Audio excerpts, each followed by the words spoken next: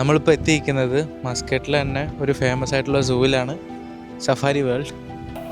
മസ്കറ്റിൽ നിന്നും ഏകദേശം 2 മണിക്കൂറിലധികം യാത്ര ചെയ്താൽ മലനിരകളും വിശാലമായ മരുഭൂമി കാഴ്ചകളും പിന്നിട്ട് ഇബ്രയിലെ ഒരു വ്യത്യസ്ത ലോകത്തേക്ക് എത്താം.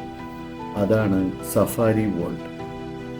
മസ്കറ്റിൽ നിന്ന് ഇബ്രയിലേക്ക് ഏകദേശം ഒരു 2-2.5 മണിക്കൂറോളം നീണ്ട യാത്രയാണ്.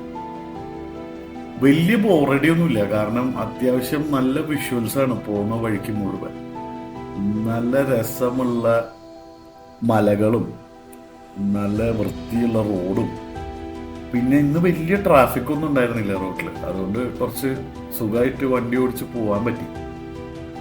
അങ്ങനെ ഈ 2-2.5 മണിക്കൂറിൻ്റെ യാത്ര കഴിഞ്ഞിട്ട് ഞങ്ങൾ സഫാരി വേൾഡിലെത്തി. ഒരു പ്രത്യേക ആംബിയൻസ് ആണ് അതിൻ്റെ അകത്തേക്ക് കയറി കഴിഞ്ഞാൽ. പിന്നെ അത്യാവശ്യം കുടിവെള്ളം, മറ്റുള്ള ജ്യൂസ് കാര്യങ്ങളൊക്കെ അതിനുള്ളിലുണ്ട്. അത് കൂടാതെ ഒരുപാട് ഫാമിലീസ് അവിടെ വരുന്നുണ്ട്. കാരണം വന്യമൃഗ ജീവികളെ നമുക്ക് ഇത്രയും അടുത്ത് വേറൊരു സ്ഥലത്ത് കാണാൻ ഉള്ളൊരു സൗകര്യം മസ്കറ്റിലില്ല.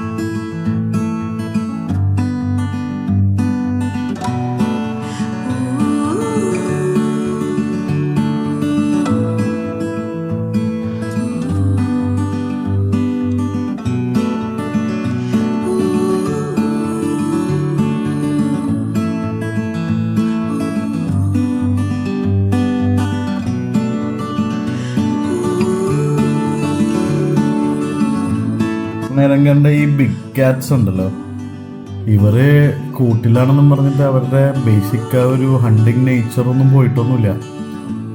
അവർക്കിപ്പോഴും നമ്മളെ പുറത്തുനിന്ന് നോക്കുന്ന സമയത്ത് നമ്മളെ ഇരകളായിട്ട് തന്നെയാണ് അവർ കാണുന്നത്.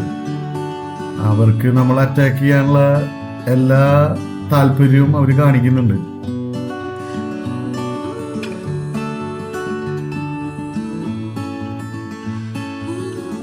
അതുപോലെ ഇവിടെ എൻട്രി ചാർജസ് ഉണ്ട്.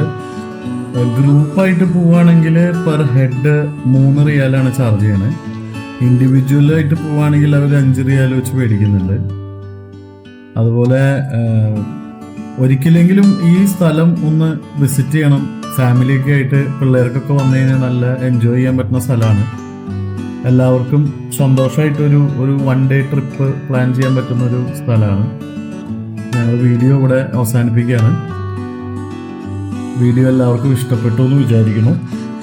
എല്ലാവരും ഒന്ന് ഞങ്ങളെ ചാനലൊന്ന് സബ്സ്ക്രൈബ് ചെയ്യുക, ഒന്ന് ഫോളോ ചെയ്യുക, ഒന്ന് സപ്പോർട്ട് ചെയ്യുക.